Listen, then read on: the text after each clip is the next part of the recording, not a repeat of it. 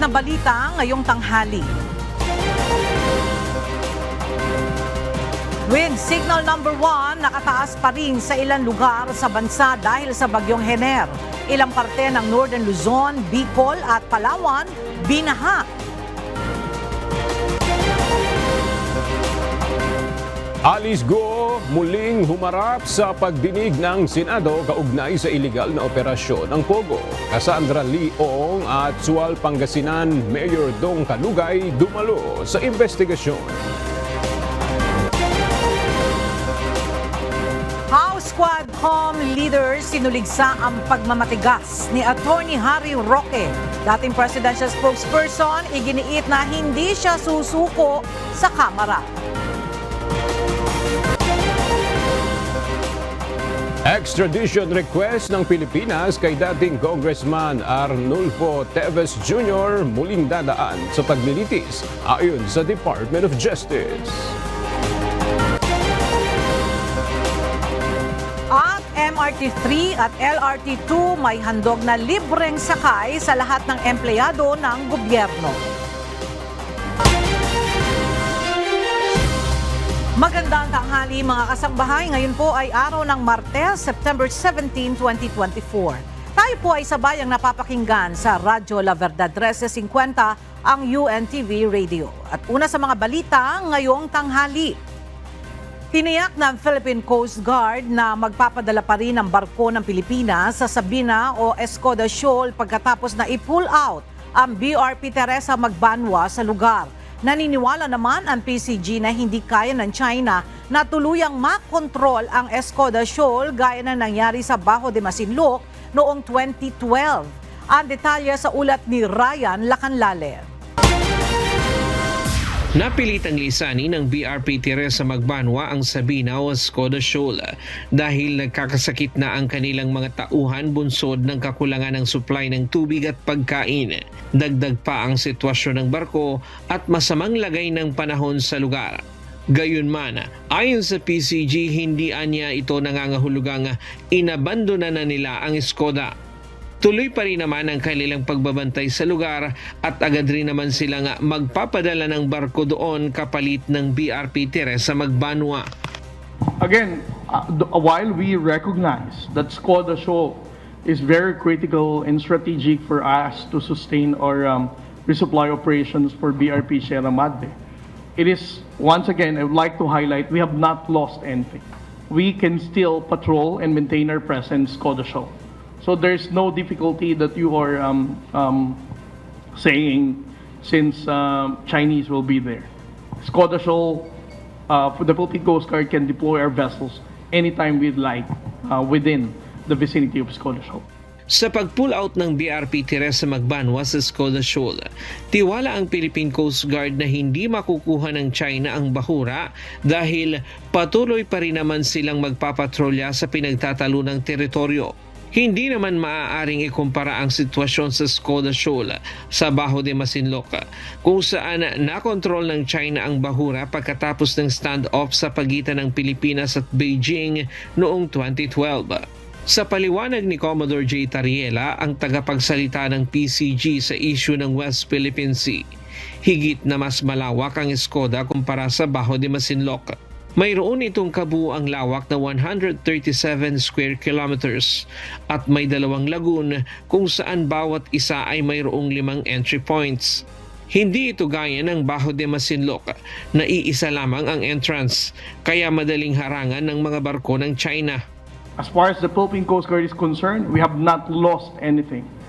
Escoda Shoal, no matter how many instances we intend to go there, we can be able to patrol and deploy our vessel. Kung nagtagumpay man aniya ang China sa pagharang sa mga barko ng PCG na magsasagawa ng resupply mission sa BRP Teresa Magbanwa, ito ay dahil alam na nila ang destinasyon ng mga barko, kaya madali para sa kanila na ito ay pigilan. If the question is, what about before? We were not able to enter, we were successfully blocked by the Chinese whenever we do the resupply to Teresa Magbanwa. It is precisely because they know where we are heading. They know that we are proceeding to Teresa Magbanwa. That's why they can block the Coast Guard vessels. But right now, there is no reason for us to be blocked. We can go to Skoda Shoal with such total area, and it's almost impossible for the Chinese government to block our intent to patrol the entire vicinity of Skoda Shoal. Sinasabing nagpasya ang PCG na pauwiin muna ang barko sa home port nito dahil sa kondisyon ng mga crew at barko na nasira matapos banggain ng Chinese vessel noong August 31. Masama rin anya ang lagay ng panahon sa lugar, kaya maging ang mga barko ng China na nagkukumpulan sa Skoda ay nabawasan na rin. Sa huling monitoring ng PCG, nasa 11 Chinese Maritime Militia vessel na lamang ito at wala na roon ang mga barko ng Chinese Coast Guard, PLA Navy, maging ang kanilang hospital ship. Ang mga Chinese Maritime Forces, kung ano man ang lakas ng alon, pangit na panahon na pinagdadaanan ng Teresa Magbanwa when she was in Skoda Shoal, that doesn't make them invincible. Kung ano ang pinagdaanan natin, yun din ang pinagdadaanan nila. Regarding sa malalaking alon, malakas na hangin, malakas na buhos ng ulan, this is the same thing that they have experienced. What I can say is that we have monitored also that the Chinese Coast Guard vessels who were there have also significantly diminished because of the very bad sea condition in that area. Batay sa kanilang monitoring, inabot ng hanggang 4 na taon bago matapos ang reklamasyon sa ibang maritime features sa West Philippine Sea na inuko pa ng China. Reclamation of the Chinese maritime features took them almost 4 years from 2013 to 2017. This is how long they reclaimed Mischief Reef, Gavin Reef, Quarteron, and other areas. No? Hindi naman siguro marireclaim yan kung in just a matter of hours na wala tayo. Ryan Lacanlale, UNTV News and Rescue. Diyos ang aming sandigan, serbisyo publiko ang aming pinahahalagahan. Ipinaliwanag ng National Maritime Council na hindi dapat ikabahala ang pag-alis ng BRP Teresa Magbanwa sa Skoda Shoal.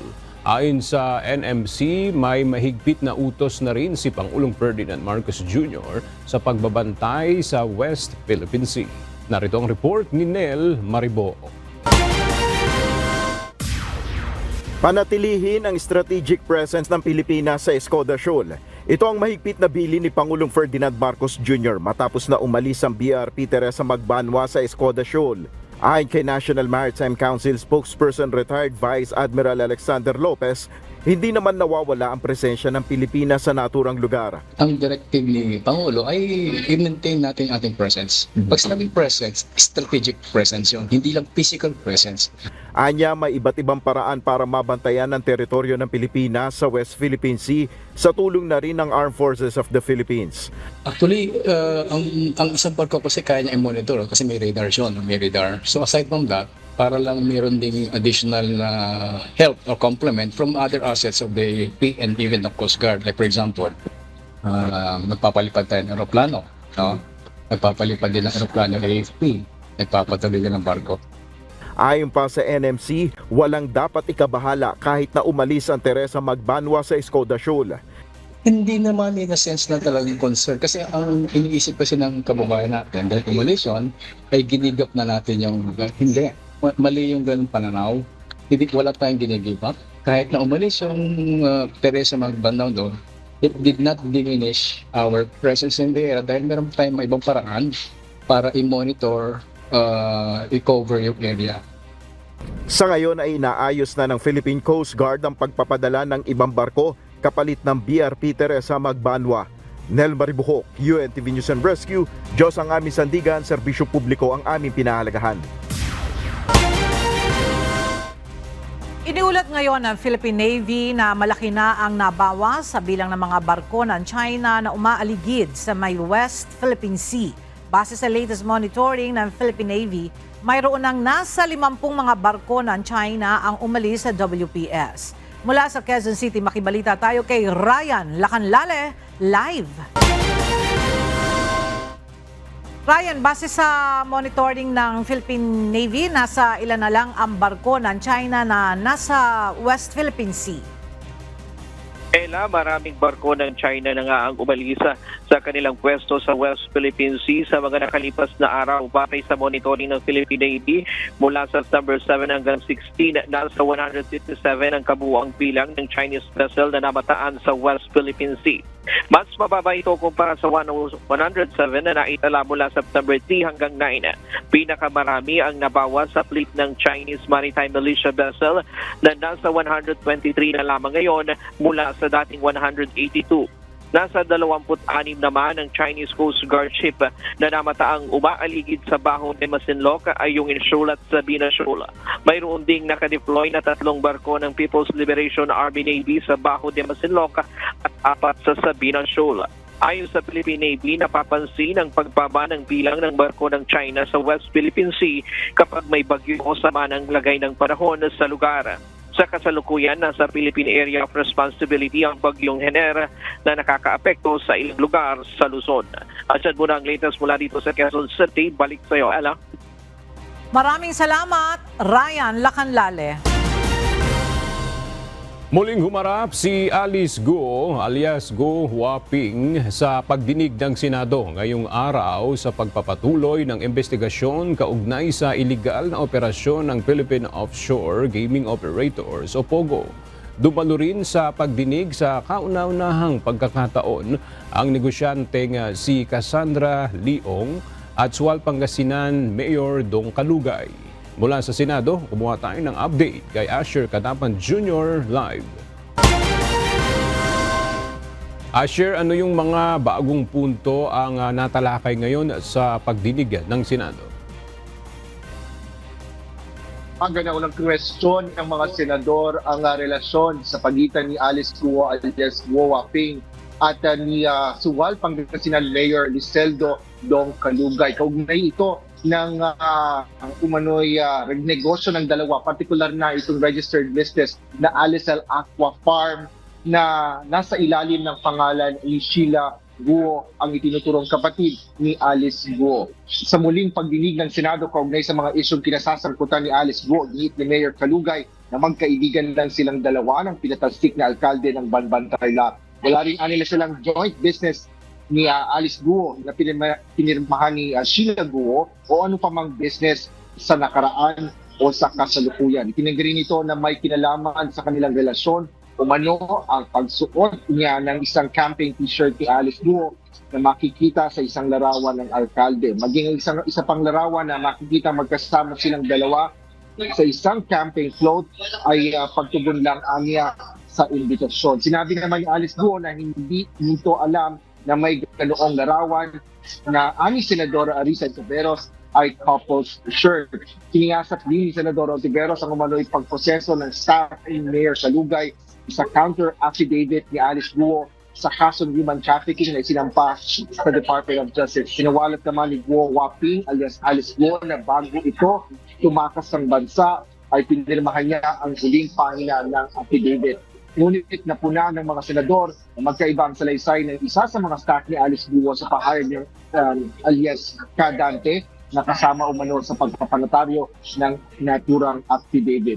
Tinanggi ni Mayor Kalugay na may connection siya sa negosyong ng nagngangalang Alisal Aqua Farm. Ayon kay Mayor Kalugay, batay sa kanyang pag-iimbestiga ay hindi nag-ooperate ang negosyo. Ngunit giit din ni Senador Jingo Estrada na patuloy pa rin ang operasyon ng Alisal Aqua Farm at may mga larawan pang ipinakita ang mambabatas. Sa kasalukuyan ay hindi pa nagsasalita si Cassandra Leong, ngunit patuloy pa rin ang pagdinig ng Senado kaugnay sa iligal na operasyon ng Philippine Offshore Gaming Operator o POGO, pati na rin ang pagtaktas ni Alice Guo at mga posibleng sangkot dito.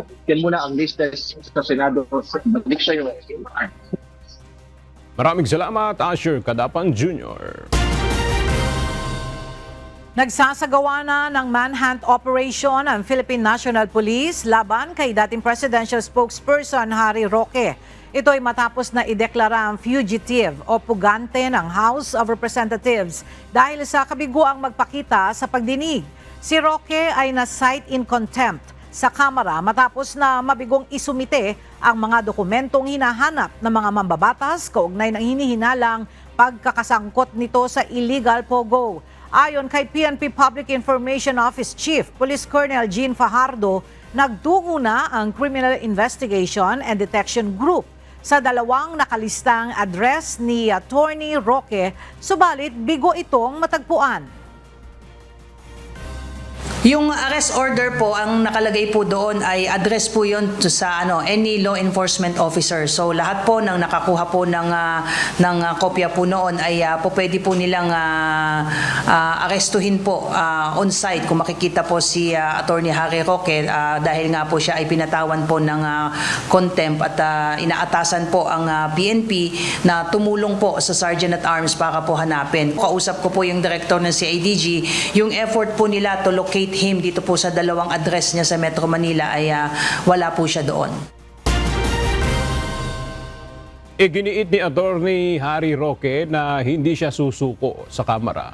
Ito ay kasunod ng paglalabas ng arrest order ng House Quadruple Committee laban sa kanya matapos nitong hindi isumite ang mga hinihinging dokumento kaugnay sa kanyang ari-arian. Ayon kay Attorney Roque, walang kinalaman ang kanyang asset sa investigasyon sa Pogo at hihintayin niya na lang ang desisyon ng korte kaugnay rito. Iginiit din ito na hindi siya pugante. Well, naniniwala po kasi ako na kapag ang Kongreso ay lumabag sa kanyang kapangyarihan at naging guilty of abuse of power at grave abuse of discretion amounting to lack of jurisdiction, illegal po ang kanilang order. Kinikilala ko po na kinakailangan magkaroon ng desisyon sa Korte Suprema. Kaya nga po, aantayin ko ang desisyon ng Korte Suprema. Samantalang nag-aantay po ako, importante po ang aking kalayaan.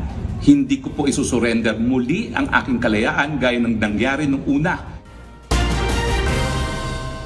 Pinuligsa ng House Quadruple Committee leader si dating presidential spokesperson Attorney Harry Roque dahil sa pagmamatigas nito laban sa 4 House panels na nag-iimbestiga sa illegal pogos. Iginiit ng abogado na hindi na ito dadalo sa pagdinig ng Quadcom. Mula sa House of Representatives, ang detalye hatid ni Rosalie Coz live. Rosalie, ano ang naging pahayag ng Quadcom leaders dito sa pagmamatigas ni Attorney Roque at kailan ang susunod na schedule ng hearing? Ella, sa Webes, September 19, ang susunod na pagdinig ng House Quadruple Committee o Quadcom na nag-iimbestiga sa posibleng ugnayan ng illegal pogos, illegal drug trade at extrajudicial killings sa anti-drug war ng Duterte administration. Kapwa tinuligsa ni na House Dangerous Drugs Committee Chairperson, Representative Robert Ace Barbers at Public Order and Safety Committee Chairperson, Representative Dan Fernandez, si dating presidential spokesperson Harry Roque, dahil sa pagtangging muling umarap sa 4 House panel. Kasalukuyan ng hinahanap ng law enforcement agencies ang abogado matapos muling isight in contempt ng Quadcom dahil sa pagpalyang isumite ang subpoena at financial documents nito kaugnay ng kanyang korporasyon na iniuugnay sa illegal pogos. Subalit ayon kay Attorney Roque, wala nang kaugnayan yung mga dokumentong hinihingi ng Quadcom sa isinasagawang investigasyon nito sa illegal pogos. Hindi na rin ito haharap sa Quadcom at maghahain ng petisyon sa Korte Suprema kaugnay ng proceedings nito. Ayon kina Congressman Fernandez at Barbers, lumilikha ng iba yung pagdududa ang pagtanggi ni Roque na makipag-cooperate sa Kamara. Gate pa ni Representative Barbers, dapat magsilbing halimbawa si Roque bilang isang public figure. Sa ngayon ay hindi tayo nakakatiyak kung haharap nga si Attorney Harry Roque sa Quadcom sa nakatakda nitong pagdinig sa Webes. Balik sa iyo, Ella. Maraming salamat, Rosalie Coz. Bumuo na ang Philippine National Police ng Special Investigation Team na tututok sa mga taong umano'y nagkanlong sa religious leader na si Apollo Kibuloy. Ayon kay PNP Public Information Office Chief Police Colonel Jean Fajardo, posibleng kasama sa masasampahan ng kaso ang abogado at ilang miyembro ng grupong Kingdom of Jesus Christ. Sinabi rin ni Fajardo na natukoy na nila ang ilang miyembro ng sinasabing Angels of Death ni Kibuloy. Narito ang report ni Lea Ilagan. Sinimulan na ng Philippine National Police ang pag-iimbestiga sa mga taong umano'y nagkanlong kay Kingdom of Jesus Christ leader Apollo Kibuloy. Ayon kay PNP Public Information Office Chief Police Colonel Jean Fajardo, mayroon ang Special Investigation Team na pinangungunahan ng Criminal Investigation and Detection Group upang tutukan at tukuyin kung sino-sino ang sasampahan nila ng kaso.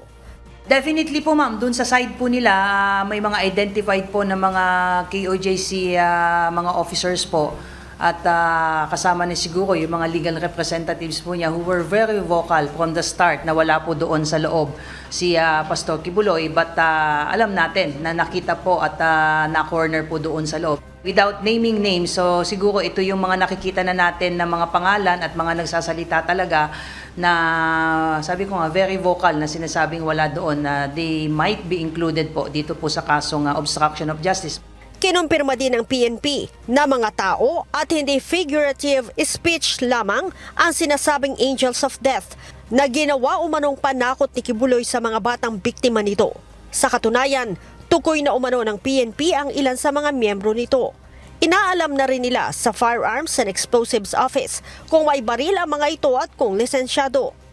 Yung Angels of Death po ay definitely hindi lang siya figurative speech. Existing itong mga tao na ito at may mga ilan na po tayong na-identify na mga pangalan. Kausap ko kanina si General Torre at we will be requesting the Firearms Explosive Office for the revocation po ng kanilang LTAP at firearms registration po. Kasama din aniya sa iimbestigahan ay ang impormasyon na mayroong reservist at militiamen na nagsisilbi kay Kibuloy na posibleng miyembro ng Angels of Death. Samantala, isinasailalim na sa documentation ang dalawang umano'y bagong biktima na nais na magsampa ng reklamo laban kay Kibuloy. Nakikipag-ugnayan na rin ang PNP sa Department of Social Welfare and Development kaugnay ng iba pang biktima na sinasabing nasa loob ng KOJC compound at natatakot lumutang. Nakausap na po initially itong dalawang sinasabing biktima na nagpahayag po ng kanilang intensyon para magsampa po ng kaso laban nga po dito kay Apollo Kibuloy na sinasabing isa sila doon sa mga nabiktima at ginamit po habang mula nang sila ay musmus pa po. Inuulat din ni Colonel Fajardo na tapos nang isailalim si Kibuloy sa medical assessment ng mga doktor ng PNP General Hospital.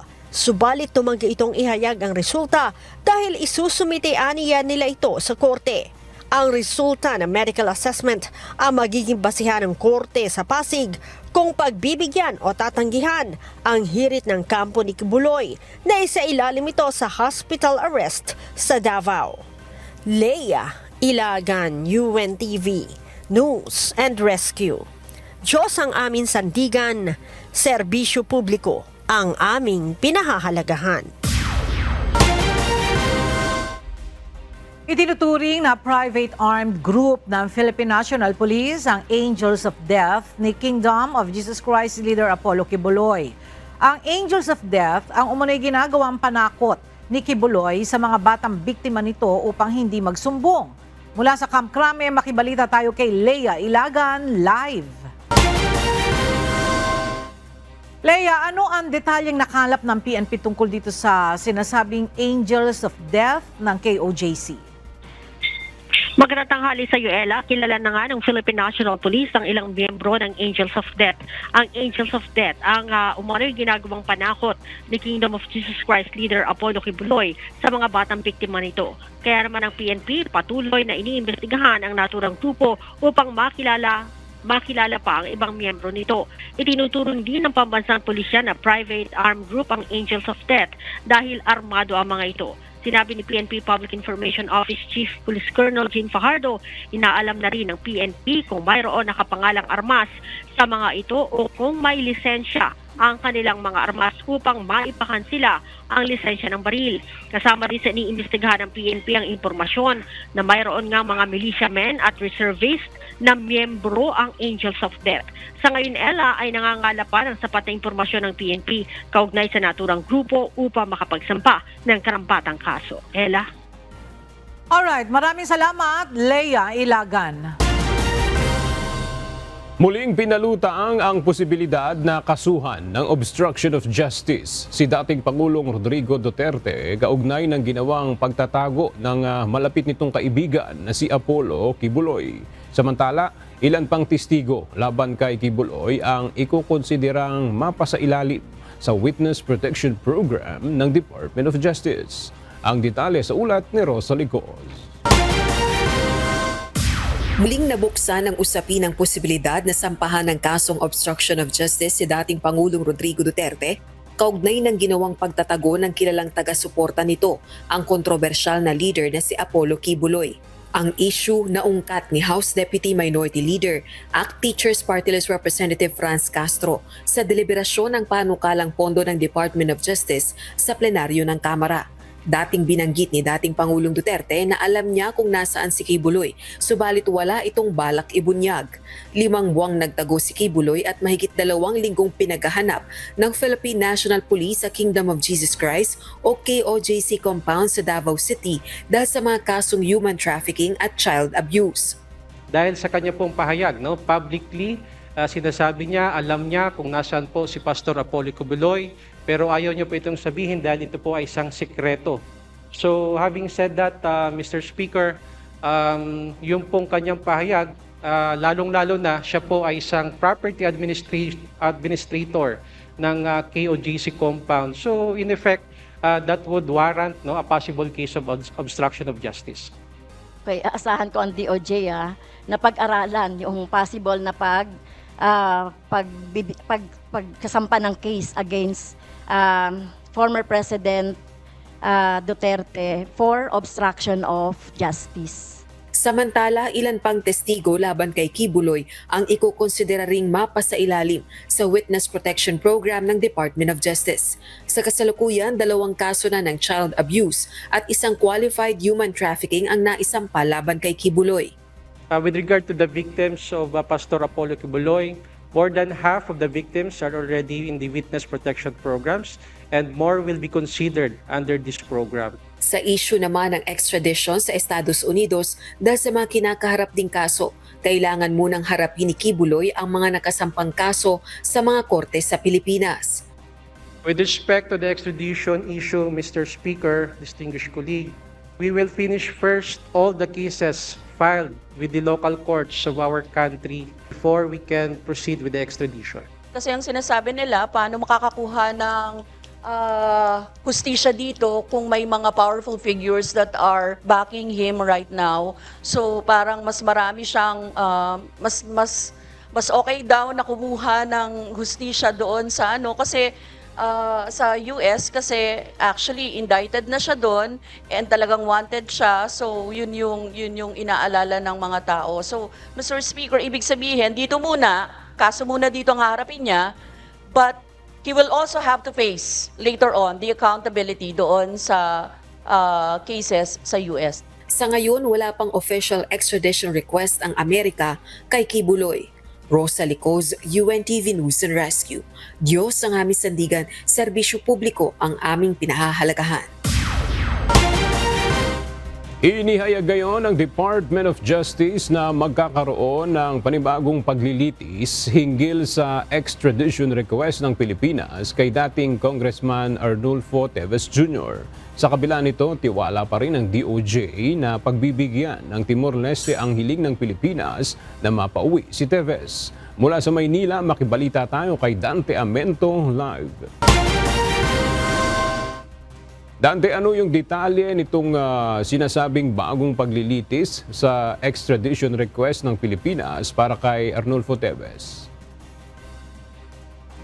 Magandang tanghali, Aga. Una ng Department of Justice o DOJ na hindi totoo yung lumabas na impormasyon na pinawalang bisa umano ng Court of Appeals ng Timor-Leste ang nauna nitong desisyon na i-extradite si dating Congressman Arnulfo Teves Jr. Ayon sa DOJ, nagdesisyon ang korte batay sa merito ng kaso na dapat ibalik sa Pilipinas ang dating mambabatas. Ngunit dahil anya, hindi nakuha ng o hindi nakakuha ng desisyon ng kampo ni Tevez pabor sa kanila, kinwestiyon nila ngayon ang proseso ng paglilitis, partikular na ang bilang ng huwes na dapat magdesisyon sa extradition case. Ngunit depensa ng DOJ sa kasagsagan ng paglilitis, hindi ito kinwestiyon ng kampo ni Tevez at ngayon na lamang nila ito kinontra na inaasahang mapapauwi na sana sa bansa ang dating kongresista.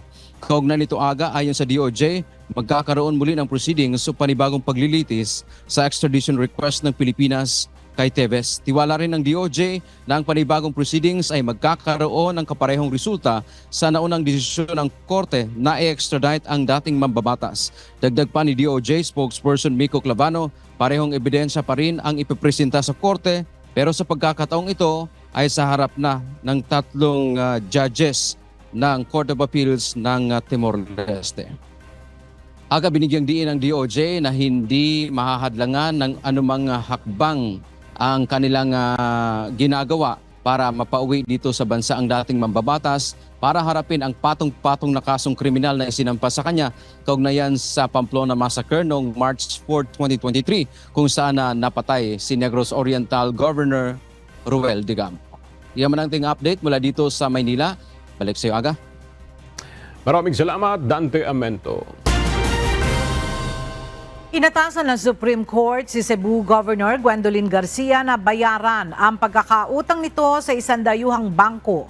Kasunod ito ng pagtanggi ng korte sa hiling ni Garcia na ipawalang bisa ang alias writ of execution na inilabas ng Makati Trial Court noong 2018 kung saan pinababayaran sa kanya ang kanyang pagkakautang sa Hong Kong and Shanghai Banking Corporation o HSBC. Sa resolution ng Makati RTC noong 2012, pinagbabayad si Garcia ng $700,000 na utang at may kasama ng 12% na interes mula July 2000 at mahigit 400,000 pesos na legal fees.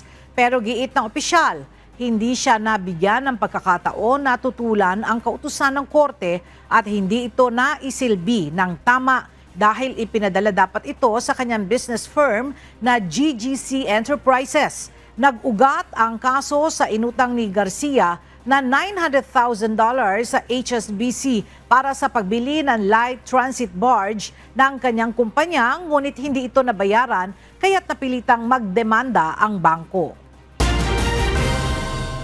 Pinalawig ng Commission on Elections o COMELEC ang deadline ng online na application para sa reactivation ng voter registration. Mula September 7 ay ginawa ng September 25 ng COMELEC ang deadline.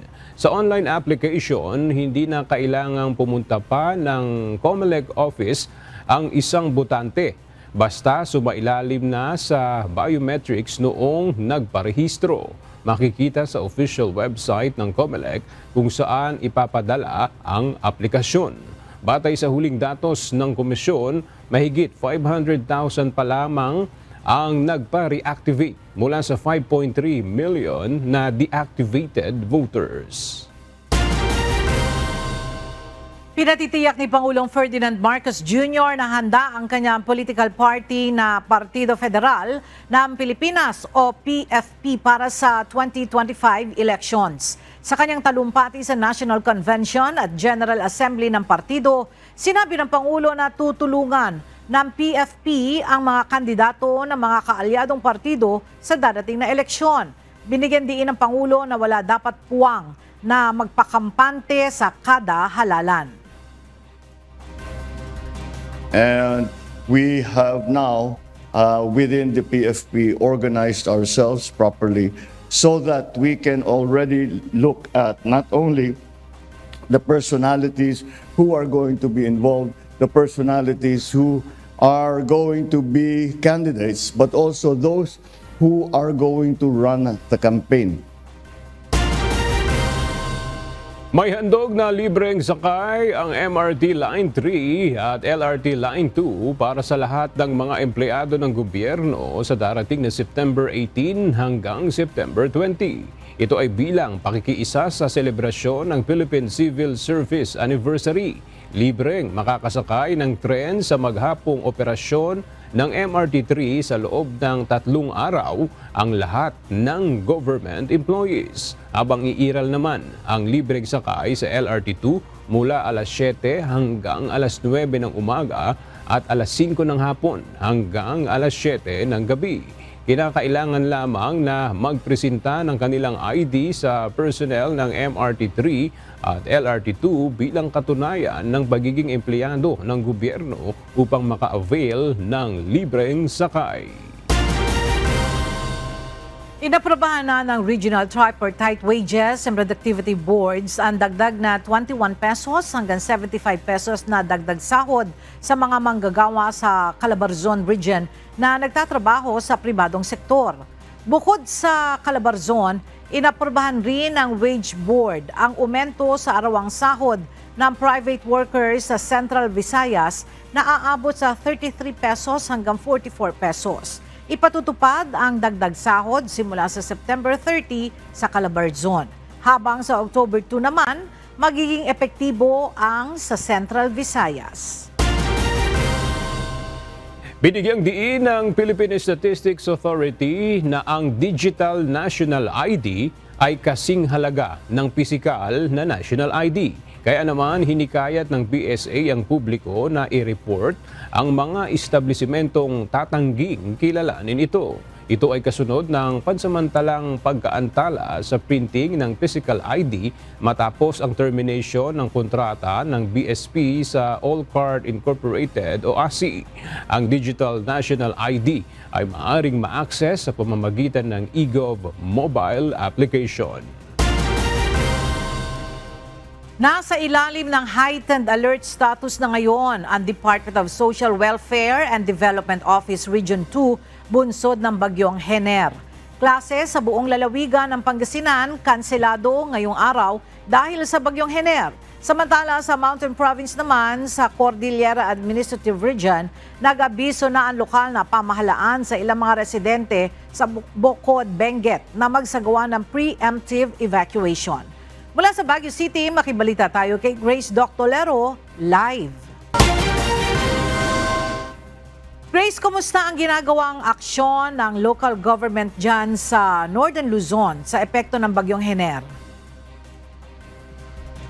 Yes, Ella, sa Region 2, nakalerto na ang 11 District Engineering Office ng Department of Public Works and Highways Region 2 upang i-monitor ang mga pambansang lansangan at habang ang nagpapatuloy ang pananalasa ng bagyong Hener sa lambak ng Cagayan.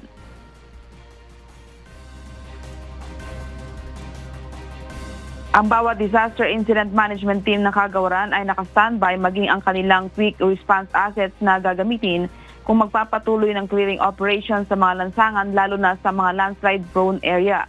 Samantala nakabukas na ang linya ng bawat istasyon ng Coast Guard District Northeastern Luzon sa buong rehiyon upang agarang matugunan ang pangailangan ng mga residenteng posibleng maapektuhan ng bagyo.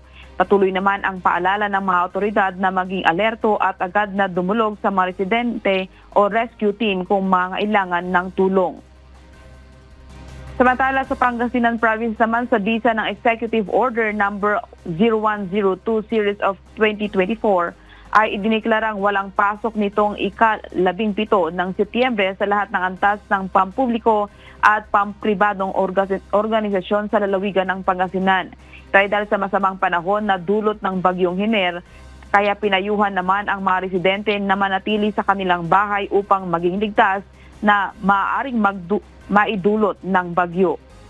Samantala sa Benguet Province, ang miyembro ng MDRRM Council sa pamamagitan ng mga tauhan ng Bukod Municipal Police Station ay nagbigay ng preemptive evacuation notice sa mga natukoy na high-risk areas para sa landslide. Yan muna ang balita mula dito sa Baguio City. Balik sa iyo, Ella. Maraming salamat, Grace Doctolero. Binaha ang nasa 85 lugar sa 4 na probinsya sa Bicol dahil sa patuloy na pag-ulan na dala ng bagyong Hener na nagpapalakas rin sa habagat. Para sa detalye, makibalita tayo kay Jerry Galicia live. Jerry, ano-anong mga lugar dyan sa Bicol ang binaha? Yes, Aga, nakaranas ng pagbaha ang ilang lugar sa lalawigan ng Albay, Camarines Sur, Camarines Norte at Sorsogon kahapon. Bunsod ng patuloy na pag-ulan na dala ng bagyong Hener na nagpapalakas sa habagat dito sa Bicol Region. Sa bayan ng Pulangi, Albay, partikular sa Barangay Ponso, sa Piña Francia o Sitio Piña Francia, sa crossing ng Bonbon at Barangay Apad ay nakaranas ng pagbaha. Pinasok din ng tubig baha ang bahay ng mga residente sa Barangay Basud, Albay kahapon. Sa tala ng Office of Civil Defense o OCD Bicol, umabot na sa 15 munisipalidad sa mga lalawigan ng Albay, Camarines Norte, Camarines Sur at Sorsogon na nakaranas ng pagbaha. 88 barangay ang apektado ng pagbaha sa mga naturang lalawigan. 36 sa ngayon ang nananatiling may tubig baha sa mga lugar. May isang bahay na totally damaged sa San Fernando, Camarines Sur. 15 kalsada at tulay naman ang apektado ng pagbaha kung saan 12 dito ang hindi pa passable. Umabot sa 1,017 na pamilya o katumbas ng 4,397 individual ang nasa mga evacuation center sa lalawigan ng Albay at Camarines Sur. 6 na flights naman ang nakansela ang biyahe sa Naga Airport, Virac at Masbate Domestic Airport. Namahagi naman ng family food packs at non-food items ang Department of Social Welfare and Development o DSWD na nagkakahalaga na mahigit 1,100,000 piso. Nagsuspindi naman ng klase ang lokal na pamahalaan ng Albay sa 11 bayan dahil sa naranasan patuloy na pagbuhos ng ulan. Wala din pasok sa in-all levels sa Sorsogon City, Camarines Sur, Naga City at sa lahat ng campus ng Bicol University. Yan ang balita mula din sa Bicol Region. Balik sa iyo, Aga. Maraming salamat, Jerry Galicia. Nagdeklara na ng state of calamity ang barangay Nuagutaya sa bayan ng San Vicente, Palawan. Ito'y bunsod ng patuloy na pag-ulan na may kasamang malalakas na hangin na nagdulot ng mga pagbaha, landslide at pagkasira ng kabuhayan ng mga residente. Kasunod ng deklarasyon, mabibigyan na ng tulong ang mga residente sa lugar kagaya ng mga pagkain at malinis na inumin. Samantala, inilikas naman kagabi ang mga residente sa barangay Maoyon dahil sa biglaang pagtaas ng tubig sa kanilang tulay. Suspendido pa rin ang ilang mga pasok sa mga paaralan sa lalawigan bunsod ng patuloy na mga pag-ulan. Umakyat na sa 4 ang bilang ng mga napaulat na nasawi sa Western Visayas dahil sa epekto ng hanging habagat. Sa pinakahuling tala ng Office of Civil Defense Region 6, 2 sa mga nasawi ang mula sa probinsya ng Antique, isa sa Negros Occidental at isa sa probinsya ng Guimaras. Isa naman ang nawawala sa Negros Occidental. Binabaha ang ilang lugar sa Western Visayas dahil sa ilang araw ng mga pag-ulan bunsod ng habagat. Paalala naman ng OCD sa mga residente at mangingisda na sumunod sa mga abiso ng paglikas at iwasang pumalaot ngayong masama ang lagay ng panahon. Samantala, kansilado pa rin ang pasok sa mga paaralan ngayong araw sa Antique, Aklan at ilang lugar sa Iloilo, Negros Occidental at Capiz. Ngayong sunod-sunod na bagyo ang nararanasan sa Pilipinas, kaakibat na ng malalakas na pag-ulan ang banta ng pagguho ng lupa. Ano-ano nga ba ang dapat gawin ng ating mga kasangbahay sakaling magka-landslide sa kanilang lugar? Narito ang report ni Lizelle Nael. Pagguho ng lupa. Ito ang ilan sa naranasan ng ating mga kababayan tuwing malakas ang pag-ulan. Isa ang probinsya ng Rizal sa naapektuhan ng landslide sa kasagsagan ng bagyong Enteng. Ang landslide ay ang downward movement ng isang lupa. Ilan sa dahilan ng pagkakaroon nito ay nature at human factors. Isa sa halimbawa ng environmental factor ay ang bagyo na may dalang malalakas sa pagbuhos ng ulan. Gayon din ang earthquake-induced landslide. Dahil sa pagkakaroon ng lindol ay nagkakaroon ng paggalaw ang lupa. Ilan naman sa human factor ay ang mga proyekto sa mga ginagawang kalsada na naglalabas ng vibration at ang paggamit ng mga explosive device sa mga minahan na maaari ring magbunga ng pagguho ng lupa. Ano-ano nga ba ang safety tips na maaari nating gawin upang makaiwas sa landslide? Alamin natin kung yung lugar na kung saan nakatire ang ating mga bahay, kung ito ay kasama sa tinatawag natin na mga landslide prone areas. Ito ay maaari nating malaman yung informasyon sa ating mga barangay, sa ating mga lokal na pamahalaan sa pamamagitan ng mga Disaster Risk Reduction and Management Offices. At ganoon din, maaari din natin ito malaman sa yung mga app na ginagamit natin for disaster resiliency. So meron tayong tinatawag na Hazard Hunter at meron tayong tinatawag na Project NOAA na kung saan ay maaari nating ma-identify ahead of time kung yung lugar ba natin ay nasa isang area na kung saan ay prone in terms of landslide. Para naman sa mga lugar na nakasard prone area, makatutulong ang pagtatanim ng puno para maiwasan ang landslide. Palagi ring mag-monitor sa lagay ng panahon para malaman ang mga banta ng pag-ulan na maaaring magdulot ng pagguho ng lupa. Mahalagang laging handa sa paglikas kapag inabisuhan na ng lokal na pamahalaan. Magandang may nakahanda ng go bag na may essential goods gaya ng pagkain, inumin at iba pa. Sakali namang matrap sa loob ng bahay, humanap ng matitibay na bahagi ng bahay kung saan maaaring makapagtago gaya ng lamesa o poste. Gumamit ng noise devices gaya ng pito o whistle para makatawag ng atensyon sakaling matrap sa isang lugar. Ito ay para maiwasan na rin ang pagsigaw para makahingi ng tulong dahil maaaring magdulot ito ng pagkaubos ng lakas. Ilan lamang ito sa mga safety tips sakaling magka-landslide. Para sa iba pang safety tips, manatiling nakatutok sa Lifesaver ng UNTV News and Rescue. Lizel Nael, UNTV News and Rescue. Diyos ang aming sandigan, serbisyo publiko ang aming pinahahalagahan. Samantala, para naman alamin ang latest sa Bagyong Hiner, atin pong pakinggan ang update mula sa Pag-asa Weather Forecasting Center. Magandang araw, update na nga muna tayo sa minomonitor nating bagyo na si Hiner. So, ito ang si Hiner. Kaninang alas 10 ng umaga, nasa vicinity na ng Kibugan, Benguet. Ito ay nagdadala ng lakas na hangin na 45 kilometro kada oras malapit sa sentro at bugso na abot sa 55 kilometro kada oras. Ito ay kumikilo sa direksyong Kanluran sa bilis na 15 kilometro kada oras. And then aside nga dito kay Hiner, meron din tayong minomonitor na bagyo sa labas ng ating Philippine Area of Responsibility na si Bagyong Pulasan. International name yung Pulasan. And then later on, sa later on part ng slides natin ay maglalabas nga tayo ng information about kay Pulasan.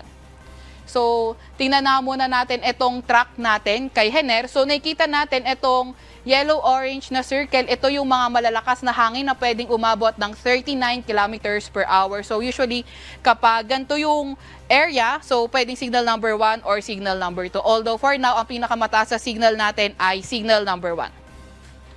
So, after 24 hours, may kita nga natin na nasa labas na ng PAR or posibleng nasa labas na ng PAR itong si Bagyong Hiner, 500 kilometers, kanluran ng Dagupan City, Pangasinan, and after 48 hours, 925 kilometers, kanluran ng Northern Luzon. So, papalayo, may kita natin papalayo na nga ito sa landmass ng ating bansa.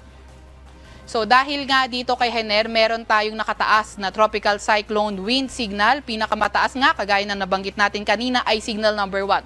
So signal number 1 sa may Cagayan, kabilang na ang Babuyan Islands, sa may Isabela, sa may Quirino, Nueva Vizcaya, Apayao, Kalinga, sa may Abra, sa may Mountain Province, sa may Benguet, pati na rin sa may Ilocos Norte, Ilocos Sur, sa may La Union, sa may Pangasinan, sa may Zambales, sa may Nueva Ecija, pati na rin sa may Pampanga. So kapag naka-signal number 1 tayo, minor or minimal to minor threat to life and property. So may mga malalakas na pag-ulan nga din tayong inaasahan dahil sa habagat na na-enhance netong si Hiner at pati na rin yung bagyo sa labas ng ating PAR. So, asahan nga natin yung mga malalakas na pag-ulan, itong mga nakakulay blue, ito ay dahil kay Tropical Depression Hiner. At etong white text naman dahil sa habagat. So for today, heavy to intense rains 100 to 200 millimeters sa may Cagayan, Apayao, Kalinga, Mountain Province, Ifugao, Ilocos Norte, Abra, Palawan, Occidental Mindoro, Aklan, Antique at Negros Occidental. So 50 to 100 millimeters naman sa nalalabing bahagi ng Cordillera Administrative Region, nalalabing bahagi ng Cagayan Valley, nalalabing bahagi ng Ilocos Region, Nueva Ecija, Bulacan, Quezon, Rizal, Aurora, Bicol Region, Zamboanga del Sur, Lanao del Norte, Lanao del Sur, Maguindanao del Norte, Maguindanao del Sur, nalalabing bahagi ng Mimaropa, Western Visayas at sa may Negros Island Region. So sa mga mountainous areas or highly elevated areas, posibleng mas mataas yung forecast rainfall. So, ingat sa ating mga kababayan din na nakatira sa mga flood-prone at landslide-prone areas sa mga banta ng pagbaha o hindi kaya pagguho ng lupa. Etong southwest monsoon, may enhance pa nga rin ni Hener at yung bagyo sa labas ng ating PAR. So for today, asahan natin yung bugso ng malalakas na hangin sa may Batanes, Mimaropa, Bicol Region, Visayas at Mindanao. Meron tayong gale warning pa rin na naka-raise. This is as of 5 a.m. Sa may Batanes, sa may Cagayan, kabilang na ang Babuyan Islands, sa may Ilocos Norte, sa may Occidental Mindoro, sa may Palawan, sa may Aklan, Antique, Iloilo, sa may Negros Occidental, Negros Oriental, Siquijor, sa may Cebu, Bohol, Southern Leyte, Dinagat Island, Surigao del Norte, Camiguin at Zamboanga del Norte. So mapanganib na pumalaot yung mga maliliit na sasakyang pandagat, kabilang na nga rin yung mga motor bangkas.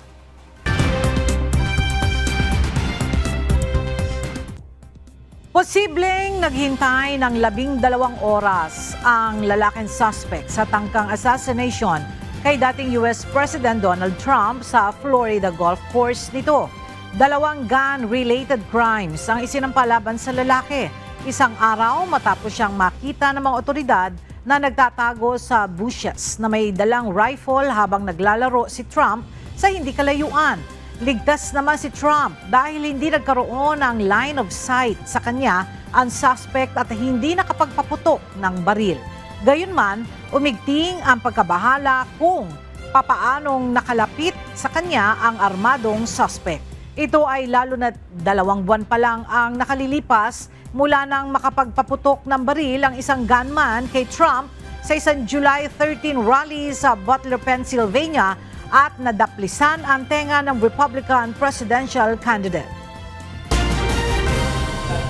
Ipinahayag ng US Secret Service na alam nito ang post ng billionaire na si Elon Musk sa X social media platform tungkol kina US President Joe Biden at Vice President Kamala Harris. Batay sa kilalang Trump supporter at CEO ng Tesla, wala umanong nagtatangkang i-assassinate sina Biden o Kamala.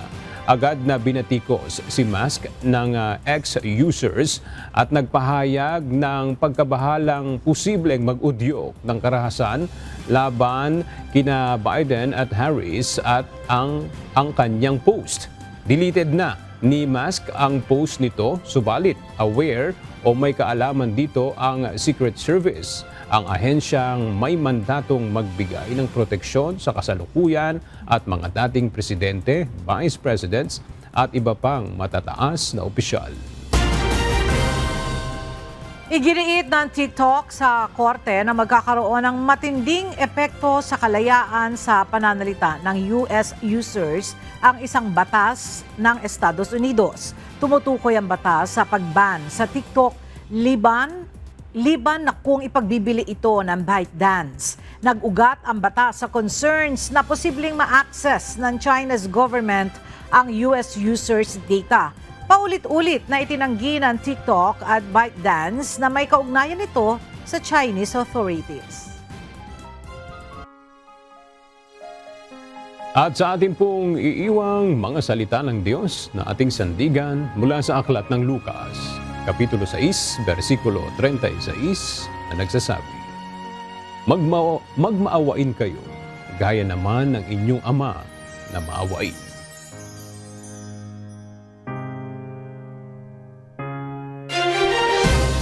At yan ang mga balitang aming tinutukan at inaksyonan dahil sa aming pagbabalita, una, ang pagkalinga sa kapwa. TVC News, may balita saan mang panig ng daigdig. At dito sa UNTV, Diyos ang aming sandigan, serbisyo publiko ang aming pinahahalagahan. Magandang tanghali.